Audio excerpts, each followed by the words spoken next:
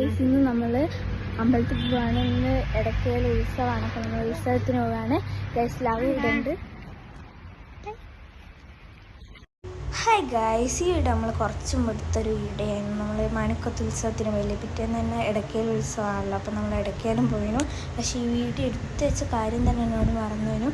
ഇപ്പം ഞാൻ നോക്കുമ്പോഴാണ് ഈ ഒരു വീഡിയോ എടുത്തിനല്ലോ, എഡിറ്റ് ചെയ്തിട്ടില്ലല്ലോ എന്നുള്ള ഓർമ്മ വന്ന്.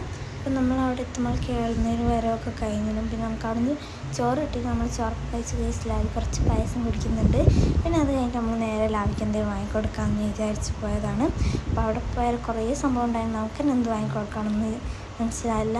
എന്ത് വാങ്ങിക്കൊടുത്താൽ ലാവിക്ക് കളിക്കാൻ പറ്റണ്ടേ. അപ്പം പിന്നെ നമുക്ക് ലാസ്റ്റ് ഈ ഒരു സംഭവം നോക്കിയപ്പോൾ ലാവിക്ക് ഇത് അത്യാവശ്യം ഇഷ്ടമായി. അപ്പം നമ്മളത് വാങ്ങിക്കൊടുത്തു. പിന്നെ നമ്മൾ അമ്പലത്തിൽ പോയി തൊഴുത് പിന്നെ വണ്ണാത്ത് പൈസ കിട്ട് കഴിഞ്ഞിട്ട് നമ്മൾ അവിടെ ഐസ്ക്രീമൊക്കെ ഉണ്ടായിരുന്നു. അപ്പോൾ നമ്മൾ ഐസ്ക്രീമും വാങ്ങി.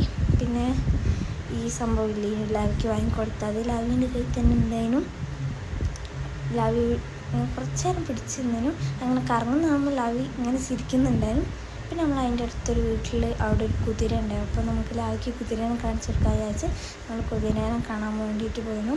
അപ്പോൾ നമ്മൾ വീട്ടിൻ്റെ അടുത്തുള്ള ഉണ്ണിക്കുട്ടൻ അവനൊക്കെ ഉണ്ടായിരുന്നു. അപ്പോൾ അവിടുന്ന് അവനാണ് ആദ്യം കുതിരേനെ തൊട്ട് നോക്കിയത്. ഗൈസ് ആദ്യം കുറച്ച് പേടി ഉണ്ടായിരുന്നു. പിന്നെ കുതിരേനെ മെല്ലെ തൊട്ട് നോക്കി.